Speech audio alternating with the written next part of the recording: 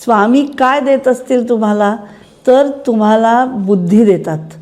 म्हणजे जे लहानपणापासून आपण ऐकतो की आपले आईवडील आपल्याला सांगायचे परमेश्वराकडे काय माग, तर चांगली बुद्धी माग.